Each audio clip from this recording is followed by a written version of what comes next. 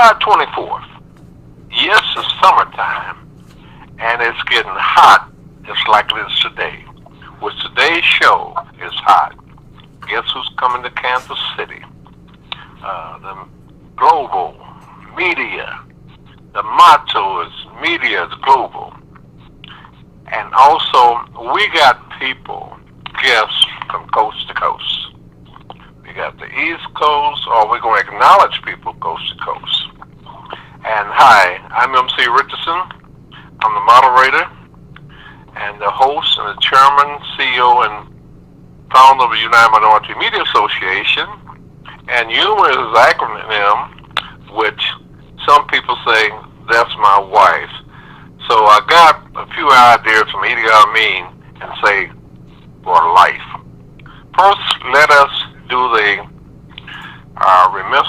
remembrance and dialogue. A couple of situations at funerals today, and we got one in Fort Smith, Arkansas. That's Mr. Kim Var. I hope I'm saying that right. And he is the father-in-law, Miss Phoebe Harris, and Phoebe Harris has her mother, her father, and her sister there in Fort Smith. Then we got one out in Fresno, California, Mr. Stafford Parker. And he has his wife, they have twins, they have some other grandchildren. But they'll be part that we acknowledge. And now we got some special guests, which Miss, what's your name? Cheyenne will tell you, and we'll have them introduce themselves. Are we ready, Cheyenne? Yes. Hello, my name is Cheyenne Hubbard. Very nice to meet you all. Very nice to meet everyone who's listening. I am a college student, but one of my passions is genealogy and history. I have my own genealogy business, which is called Connected Trees, and there's a website called connectedtrees.com. And I help people find who their ancestors were.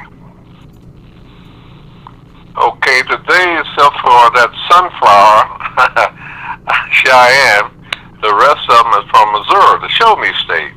So let's introduce them, or at least they're a representative of the Show Me State. So let's them introduce themselves, and we'll get started on our program today. Who else do we have on the line? Well, you got Rob, and you got Mike. Okay, Rob, we'll start with you as a co-host and the main person that we hoped, in fact, in my words, we're going to make a star out of you, but we need your help. Right on. Well, I'm Nimrod Chappell. I'm a trial lawyer, and I'm also president of the Missouri State Conference of the NAACP. Happy to be co-hosting today. I think we're as far as that goes.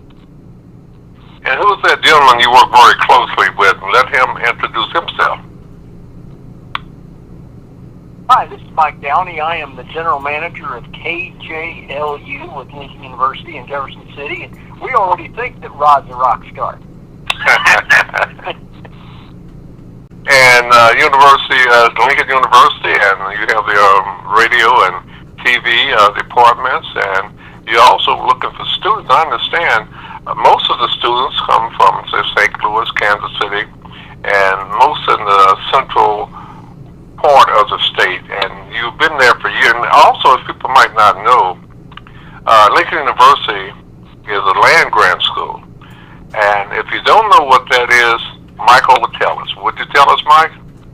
Yeah, I sure will. Well, Lincoln University was actually founded by veterans of the Civil War, and they were, you had members of the colored infantry who decided that they had learned how to read between battles and ditch diggings during the Civil War, and they wanted the training that they got to be carried on for the people that came after them. And so around a campfire, they established what became Lincoln Institute, which is now Lincoln University. And as a land grant institution, we were one of the original land grant colleges from 1892, which means we get a federal money to help us in the many areas that we have, but it's centered around the area of extension and research. And and those funds come through what is our Department of Agriculture and Extension and Research. And so they get federal funds that's specifically for those areas, but obviously benefit the entire university. But also, Rob, we don't want to leave you out and your parents. What's that school down there? Langston, they're also a land grant school. Yes, they are. They absolutely are. Yep. I had the privilege of living on that campus as a young child, and visited often. Okay, do we have, Cheyenne, do we have the professor from the Missouri Law School on the line with us? No, not currently. That's Mr. David Mitchell. Yes. Okay, do we have the president of the Missouri Broadcasters on the line? That's Mr. Mark Gordon. Okay, we'll try that again at the 417. You said he would answer, and I told him it was coming from your, what we call it? Yes. So, we'll go on, let's do this. First of all, I have spoken with Mr. Rod Chappell, and he has some type of,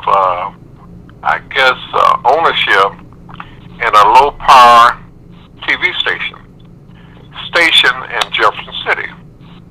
And we felt, as people of the humor and guests of previous guests who's come to Kansas City, that this would be an excellent opportunity for the low-power TV station in Jeff City, where they could partnership with the Missouri Law School. And as soon as we get Mr. David Mitchell on the line, he can explain that, and I understand he holds some other titles too. And we felt that a lot of time people say who makes the law, how they make the law, and this would be an opportunity for whether they serve as interns, staff members, or what have you.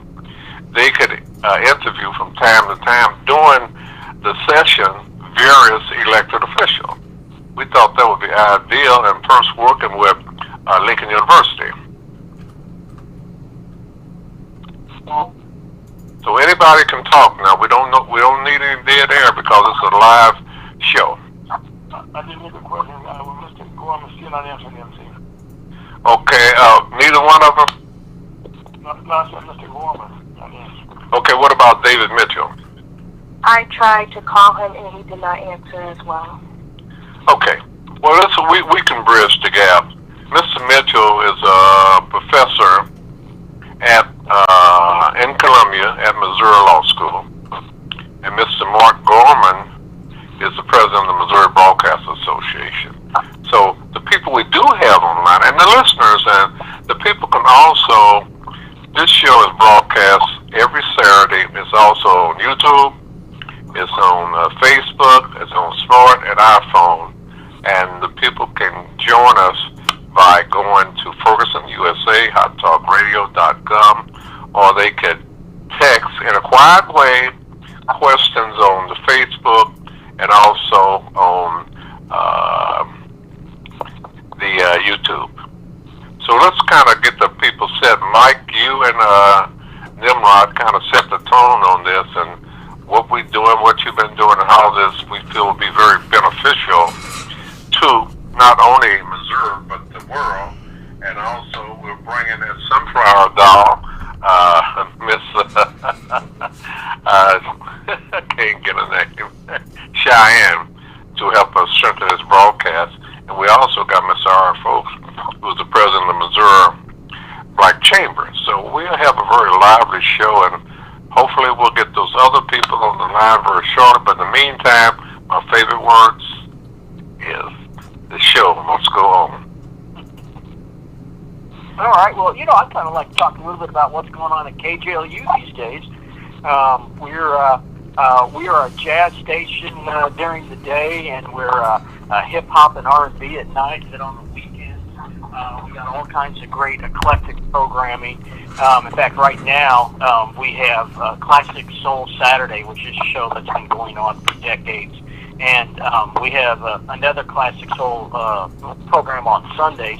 We also have 6 hours of great gospel that, and we've been doing that for decades.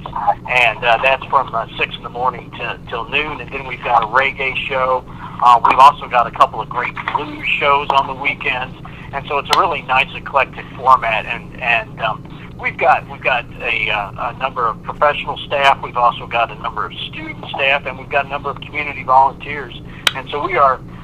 It's really a great station with a formula that's been working for many years. And we've got we don't have very many students working this summer, and COVID has hit both the university and the station hard. But we're looking for a nice rebound as the fall semester begins here in just a couple of weeks. Well, let me ask you this. How can people... Go ahead. So if I was a student at Lincoln University, how would I go about joining or helping this radio station? Well, that's a real good question. Really, what we ask students to do is, as soon as they hit campus, just come on up and see us up at the radio station. And we have students who have come up as volunteers. We have some of them who have take the class as an internship. And then we have some who are actually just paid they're people that we've already become familiar with, and we put them on the payroll. And so we encourage people, I don't care if they're freshmen, sophomore, juniors, or seniors, and frankly, I don't care what their major is. In fact, we've got a biology major right now who's working at the station, and she's her goal is to become a doctor, and but she's also got an interest in being part of this radio station. And so we just encourage people, come on up, meet us, visit with us, and let's see if they'd be a good fit for the radio station. Mark Gordon has joined the call. Yes. Okay, Mr. Gordon. Yes. Now that we done played you up, I know you're gonna say the check's in the mail, but would you introduce yourself and who you are and the different things you're involved in? My name is Mark Gordon. I'm the president of the Missouri Broadcasters Association. We represent about 400 radio stations in the state, and all the television stations in the state except for 4 or 5. So. Anybody got any questions for Mr. Gordon? So how long have you been in broadcasting? You know, this is, let me think a second. This is my 44th year. Wow. Way too long. So how did you get started in broadcasting? I went to how did I get started in Missouri Broadcasters, or how did I get started in broadcasting? Both. Okay. Well, I went to school. I went to college and studied broadcasting and journalism and also business. And so then that's the field I went into. And so I got a job my very first job was at a TV station in central Kansas. And then I moved on through many different jobs at different places. And let's see, I was on the board of directors of the Missouri Broadcasters Association. I'm trying to think back. I started on that board probably in, let me think a second, probably 2008 or so. And then I left my job. I was at a television station in Springfield, Missouri, and I left my job there, and they had the opening. My predecessor was announcing his retirement, and so I applied for the job and got the job, and I've been in this current position since January 1st of 2013. And that was Mr. Donald Hicks, who was a member of Humor for I don't know how many years. Yes. And in fact, Don, I still keep up with Don, and we're having our annual convention next, or 2 weeks from now, 2 weeks from today, and Don is going to be inducted into the Missouri Broadcasters Hall of Fame. Oh, that's great. Yeah. Wow. Okay, Cheyenne, Ira, Mr. Nimrod, I know none of you are speechless, I know that. So just share all that experience and wisdom that you have with our listening audience. Well, this is Ira from with the Missouri Chamber of Commerce. And first of all, I got in broadcasting back in 1973, when I became the youngest black general manager probably in the country from 6th grade here in St. Louis with the FM station. But the question I have is for Mr. Downey, how did you come about the format that you have at the station Jeff City? There's a people format that you have.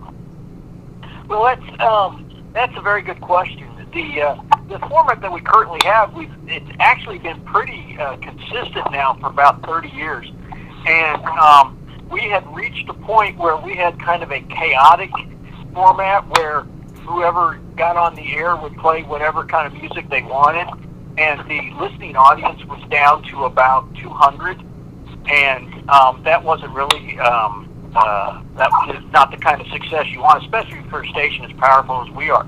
So they did a survey of the folks in the area to see what kind of music they thought was not being played, what they would like to hear, and it was amazing how many people responded where they'd like to hear some jazz and they'd like to hear some blues and of course some of the old Motown.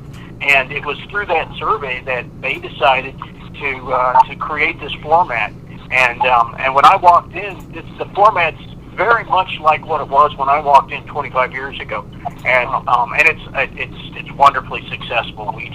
We've got all kinds of listeners, and they say that according to the surveys, every African American in Central Missouri is listening to KJOU at some point during the week, and that's I just think that's a wonderful thing. It's speaking from my perspective, it's a great format. It's great. Particularly, I'm a real fan of contemporary jazz, and they play a lot of that, and they've got a great big signal that reaches a lot of Central Missouri. Yeah, it's a 100,000 watt station, and as a matter of fact, I'm here in St. Louis, and every time I'm going to Kansas City or anywhere out that way, I can't wait to get into that zone where I can keep you guys up. I love hearing that. Oh yes, I know very much. As a matter of fact, one of the things I'd like to say is that Barry Gordy is being inducted, been nominated, I should say, to be on education system this in the near future. So he's with the Motown, great of the Motown sound. Oh yeah. Yeah, and these are all a bunch of young people who came out of Detroit. So who were like hanging on the corner and sort of singing and with each other and creating something that changed the world. And he was mad. Well, my name is Cheyenne Hubbard, and I am just starting to my broadcasting career. To say I am only 20 years old, and I am a senior in college currently, and I am studying journalism. And I'm really excited for the future. I'm not sure what I'm really doing on some things, but it's amazing to see how, despite everything, radio survives through all different format changing, right? It's just really amazing. And so if you have any tips, I would love to hear them. I have a tip for you.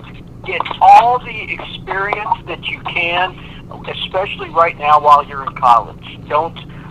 There are so many students who have been like journalism students that have come up to me, right after they've graduated, and say, "Well, we'd like to get some experience." I'm like, "Well, where have you been the last 4 years?" So I'd say, whatever opportunities you have, get that experience, and not everyone's going to start off by being on the air. They're going to be starting off maybe doing other things in the background. Get that experience, soak it up, and wait for your time, and then take advantage of it. That's the biggest tip I have. You know, I'm proud to say that I started a career, at least, with our show, which we do every Saturday, gives us, lunch with the Mexican Congress. So that last, I guess it was last year, Cheyenne, and right now she's become a star. And then now she's also hosts weekends here with MC show, and she's growing. And she's a very good personality. She's very knowledgeable and very professional. That's great. That's going to put you ahead of so many other people who have no experience but just have desire. So it's very good that you're getting this experience. Okay, thank you. Oh, the other thing I would say too is, and I agree 100% with Mike. That's great advice. Just be willing to do anything at the stations. Be willing to help with things that just show your passion that this is the industry you love and you want to be a part of it. And I think one of the things that a lot of managers will tell you is that I can train you on skills. I can't train attitude. So make sure your attitude's positive and upbeat, and that you're engaged in it. Thank you. I'll keep that in mind. Cheyenne, as we think back to the days in radio, most of got started, most people hung around the radio station waiting for opportunity. You could take the trash out.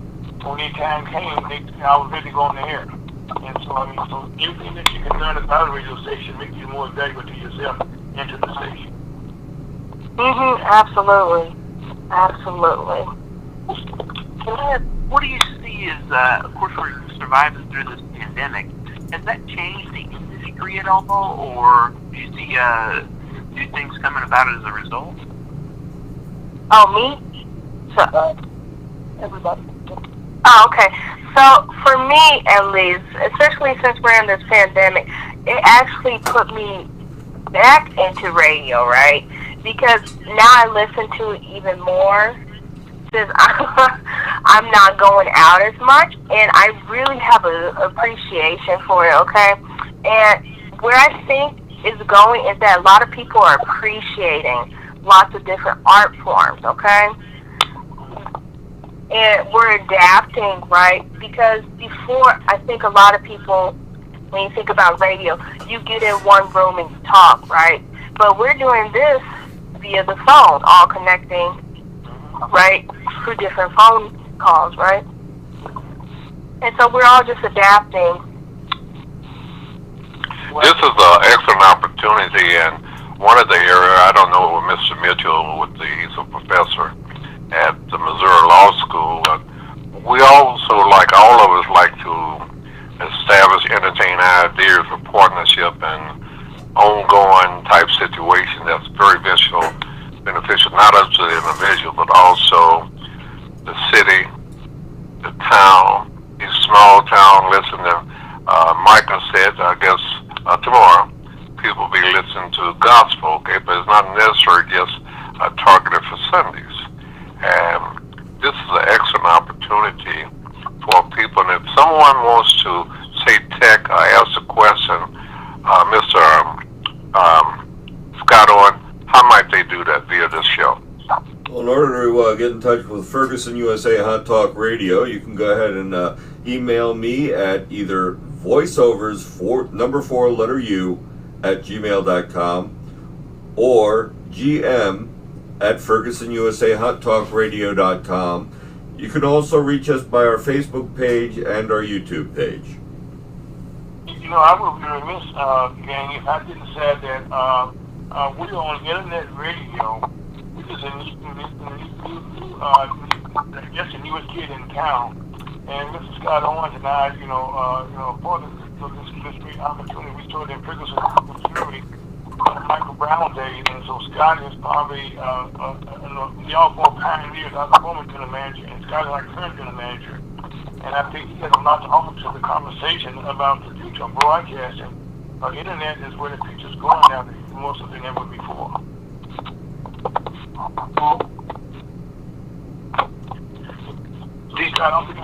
Scott, I think you should be embarrassed about the conversation here, because right now, because of all things, what we do at our station here, we're all together now talking about the future radio. I know we have a lot of information that we can provide. In case you just have the opportunity to tune in to Ferguson USA Hot Talk Radio, you're listening to Guess Who's Coming to Kansas City. It's been here, YUMA is our acronym. It's been here 40 plus years, and we're happy to reach out and bridge the gap where people maybe in a smaller town or smaller community, all they have to do is go on the internet, and hopefully we can design where we have people with the frequency where the people who might not have opportunity or have an internet or a computer, they can can just dial in. And this is great, just like with Mr. Mark Gordon in the state of Missouri said about have 400 members, and they have different divisions of different people. What's the component of dealing with the educators or the college, Mark? You know, we do have some you know, a lot of the university stations are members of ours. All of the public radio stations in the state are actually in the university system, except for the public stations in St. Louis and Kansas City. They are independently owned, but the others are all part of that, and all those stations are members. We also have college stations as well. The stations that are not members some of them are college, and some of them are non-commercial stations. But for the most part, all the commercial stations are members of ours. One of the things I wanted to just briefly touch on, you asked earlier, a question was asked earlier about how has the pandemic changed, and I wouldn't mind addressing that from the broadcaster's perspective, if that's okay. Okay. So what basically happened, 18 months ago is that all of a sudden change had to happen much faster than we ever anticipated. I think our industry knew that change was coming, but we never envisioned. The pandemic pushed that change, much faster. And one of the things that happened immediately was technology had to get involved. And most of our stations, all the employees, for the most part, had to work remotely. So all of a sudden, engineering had to get involved and had to figure out ways to get signals, to people's homes. And we also had to figure out, doing all of our meetings over Zoom. And one of the things that happened, the television guys, from a revenue perspective, last year, even with the pandemic, kind of did okay because there was this thing called an election that happened, and there was a lot of political spending on television stations, but there was not as much political spending on radio stations, and many stations really suffered financially. However, stations that did a couple of things that worked really hard with their local customers and kept in touch with them and worked with them on creative ways to help those local customers grow their businesses in a pandemic. 1, 2, there were stations that determined that they wanted to get into video streaming business. And so many radio stations are actually streaming sporting events from high schools and all different kinds of events for that matter, whether it be graduation ceremonies or things like that. And so these radio stations got some cameras and got some equipment and went out and started doing that. And stations that did that were financially successful last year, even in a pandemic year. So they combine that with the rapid growth of podcasting that's occurring, and radio has a vibrant future for those broadcasters that are really looking ahead. And someone mentioned internet. Well, that's the streaming part of it, and that's indeed correct.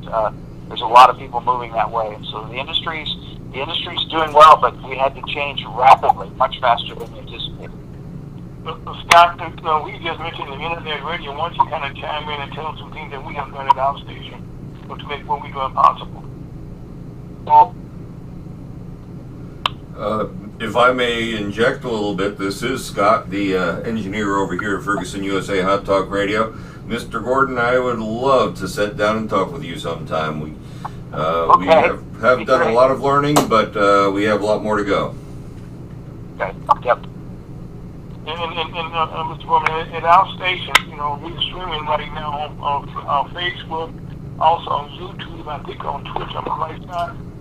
We're on Twitch, Facebook, YouTube, and our own website. We're streaming live right now, so we're in a lot of places. And with internet radio being what it is, we started and some of the pioneers in it. But the future right now is that no matter where you are, our computers going to be in our cars, in our homes, in our places of business, in school. And that's where the computers are going, and we will be right with you wherever we go. I have some input about radio. Basically, we'll talk about radio now. Whereas you have people that own their own business, but they might have a minor, say, in broadcasting.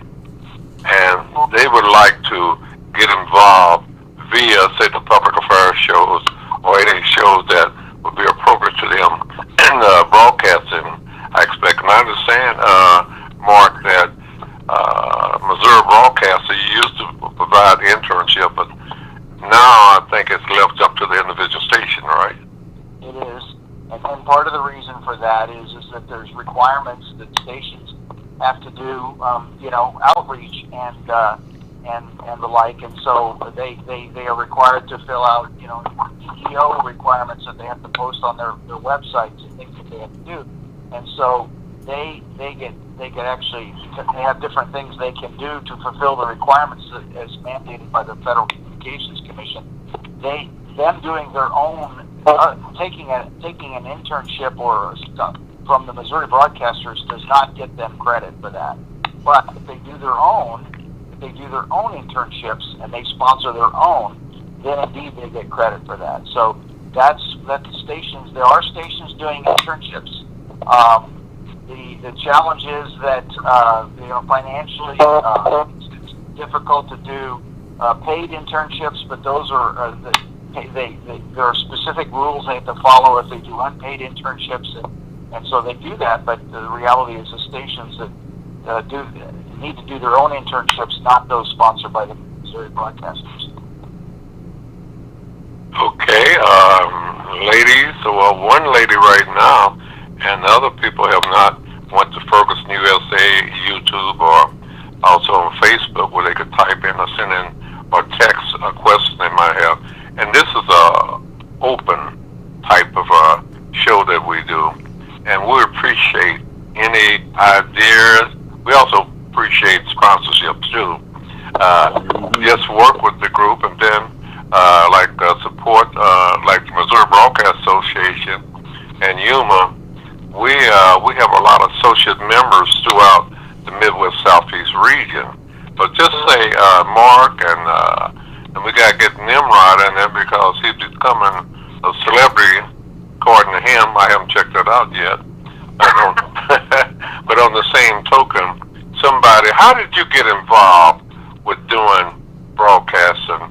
And you on several formats, including this show and other shows and other probably other broadcast entities. How did you get involved in that? MC, that's a question for me, right? Right. Yeah. When I was in college, way back at Oklahoma State, I did a radio show. I think it was an hour and a half or maybe 2 hours, and did that, I want to say, through my sophomore and part of my junior year, and just loved it. And it ended up from there, and I'm trying to think where we went from there. Of course, every now and again, I find myself on being interviewed or being allowed to offer some insight on something, and enjoy that too. But I think it was in 2018, no, it must have been like 2014, 15, somewhere in there. Started doing a TV show, The Rod Chappell Show, on JCTV, actually right there at Lincoln University. A different arm of the journalism department, but they have a TV station there and have had an opportunity to provide a number of shows. I love it. I think it's a lot of fun. Let me ask any one of you, somebody speaking now? Yes, I was in also. He started, being on our show on a regular basis, also on our station here. And matter of fact, MC, you should tell the story, okay? That you started on FM, and now you on internet radio, which I think is the future that everyone is seeing. Now, so you can answer your question. Well, like the Temptation would say, it's growing. We're growing in listenership, and Scott always had a way he can just hit certain things and find out how many listeners you have. But I want to ask the question and how this tie in. The future in broadcasting, a lot of people are podcasting. How does that tie in, and what does a person need? How can they get involved with that? And what is podcasting, first of all? Well, and that's a great question. This is Scott Owen again. If y'all don't mind, I'll take this a little bit. Podcasting is basically the citizens' way of getting their word out. You can do it with as little as a camera, and that's it. One of the beauties, one of the niches that Ferguson USA Hot Talk Radio has, though, is that we have the equipment and we have the, so to speak, engineer who can go ahead and help you make that podcast, that story come out. And that's what I think is one of the good things about what we do here. So, anybody else? Well, not only to add to that, but tell the people, particularly on Guess Who's Coming Kansas City. Now, I guess you would say how a person can go on there, and we're talking about the archives of the podcasting and how they can retrieve any show, at least what Guess Who's Coming Kansas City has done, and probably other shows could do the same thing. How might one get involved in that? Yes, and anyone listen to our show or want to listen to the show, you go to Ferguson USA, HotTowerRadio.com, and you go to our homepage, and you will go to our podcast library. And I'm happy to say that all the MC shows dating back to August of last year can be found, and likewise on my show also.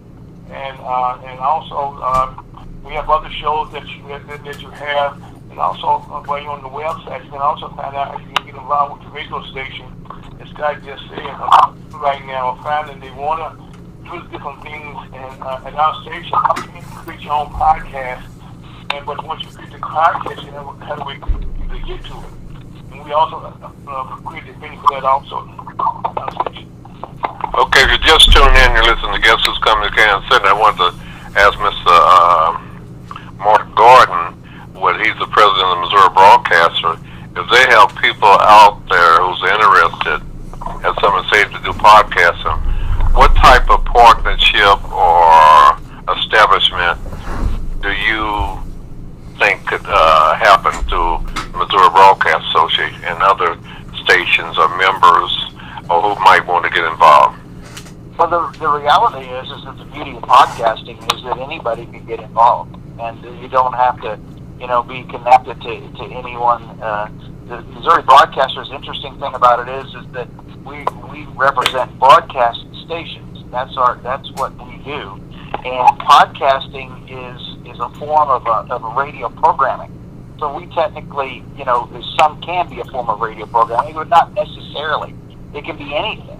And a lot of radio stations repurpose their shows that they have and package them up, and they have an app, and people can go if they missed their favorite morning show, they can go back and listen to it. So the reality is that we don't know. The only area we have anything to do with podcasting is if we might have some training program on it, or a guest that's doing it successfully, or whatever else. But there is no connection necessarily to the Broadcast Association and podcasting per se, because it's another form of entertainment that people do. But the reality is that there's lots of people doing. Anyone could do a podcast. That's the beauty of it. Let me cut through that. Say like the industry, and I know we got some listeners in the cosmetology industry, and they would like to do a public affairs show or a podcast. How could that be made possible? That you said we might offer some training, but everybody. Well, it would just be that the reality is that if they can record on their phone, and if they want to get equipment and do their own thing and record it in a digital format, then they can be made available and posted on a website, or if they want to get involved in getting an app developed or whatever and get that approved by Google or Apple, they can do that, and then they can have people download the app and stuff. But the reality is that a podcast is the challenge of podcasting is everybody's doing podcasting. So to cut through that, you're going to have to make sure that people that you're reaching know that you have a podcast and how you get it, and that's the biggest challenge. Everybody's doing podcasting, but not most are not successful in podcasting because people don't know they exist, or they do one podcast of something, and then they don't have the time, or they don't have enough support to do it, continue to do it. So it's a challenge. What's the best way to increase or start an audience for your podcast? MC, I'm not sure I have an answer for that. who's doing successful podcasting, you have to look at who those people are, and you can tell that because they got a lot of listeners. But success doesn't necessarily mean a lot of listeners. Success means the listeners that are listening to you enjoy it and get value out of it and want you to continue. I mean, I think that's the first step, is making sure you're doing something that people are interested in hearing about, and that you're letting those people that would be interested know you exist. The other thing too, the biggest problem with podcasting is that if you're trying to make money on it, now if you're trying to monetize podcasting, then that's a whole different story. Yes, it is. Monetize that is a real challenge, and that's where a lot of people fail in that. If they're trying to make money on podcasting, that's tough. You really have to have some compelling content, and you have to have the ability to continue to produce and on a regular basis, so people enjoy it and find it, and that's the challenges of it. But it's I don't have a good answer for how people find out about it. I don't. A lot of times when I find podcasts is through social media, and that's the only way I can really find out, or word of mouth sometimes. That's yeah. See, that's what I was going to say, is that you need to start with who you know. And that's the entire basis of a social media type of platform, is that everybody that is listening, first of all, had contact with one of us. For example, I know Mr. Fowlkes, he shares all the podcasts that we do, and that way it grows our listenership. And people that know him are passing it on, that grows his listenership, etc., so forth. And you're right, Mr. Gordon. There is no real way to push it out there except for having either really good content or really good technique. I agree with you 100% there. Yeah, a good parallel is what happens with social media with these influencers. How do you become an influencer? Absolutely. How do you get people that want to watch your YouTube videos all the time? I don't know. What is it you're trying to do, and is what you're trying to do interesting to a lot of people? I don't know. Absolutely. Well, I don't want anybody to pause, and we never did make contact with Mr. David Mitchell, professor at MU Law School. What kind of ideas about people in law school and said they want to do maybe podcasting, maybe they want to get involved with a television station or radio station to do a public affairs show? What is the procedure in that? Well, for me, basically, you talk to me first. My guidelines at this station is that it needs to be a positive message and working toward a solution rather than a problem. Once we establish that, we need graphics, in other words, a picture or two or something like that, and we need some type of narrative that we can put out there so it'll resonate with some other people.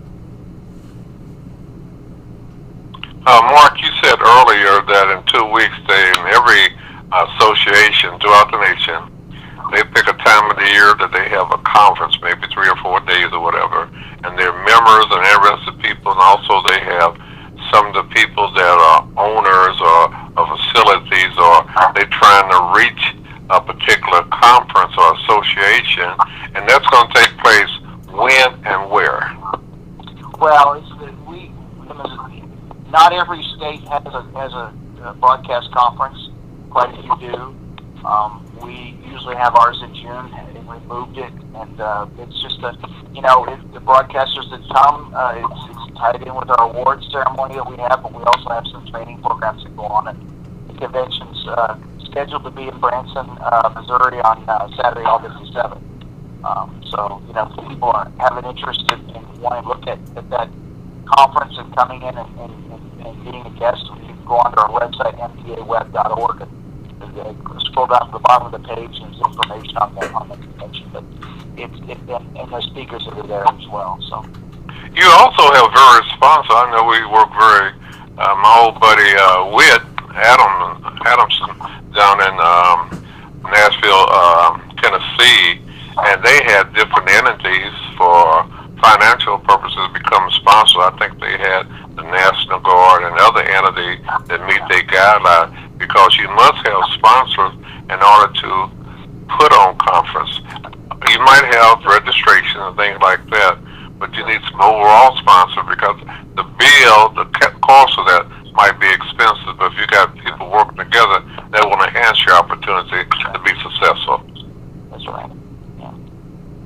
But never mind, we done said about everybody else. What you gonna do?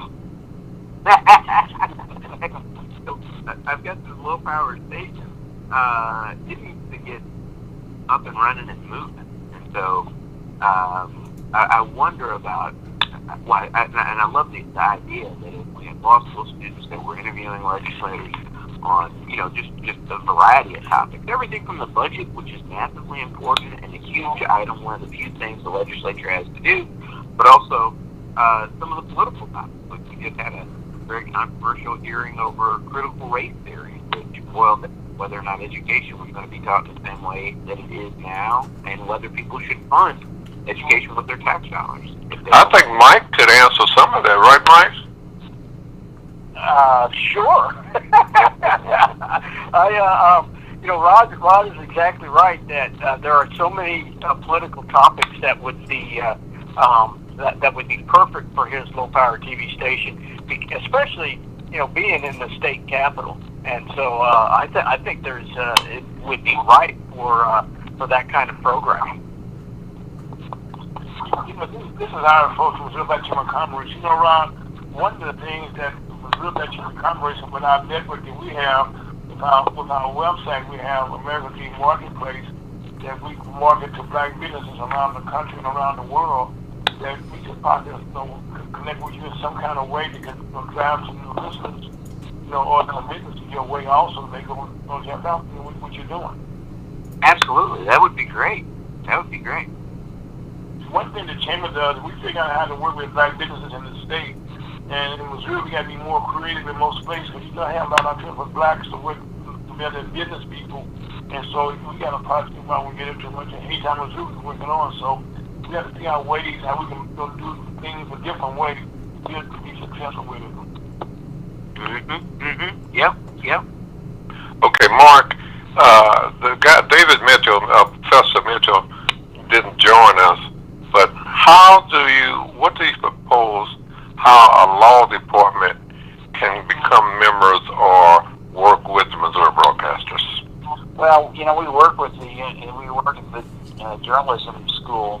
We partner with them on different things, and back and forth. I work with those folks quite a bit.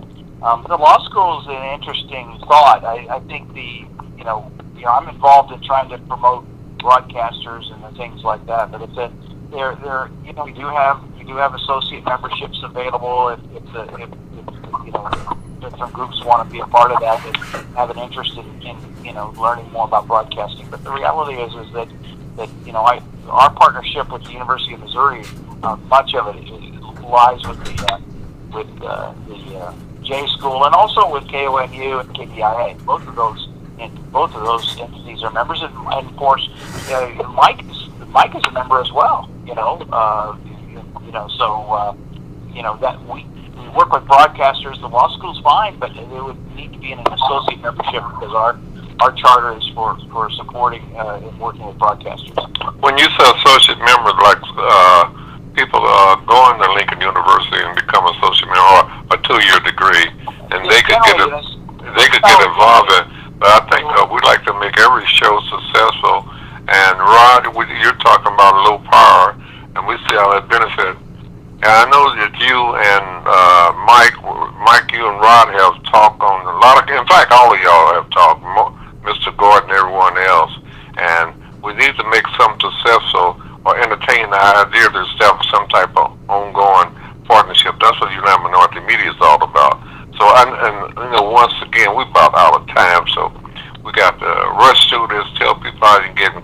like one another.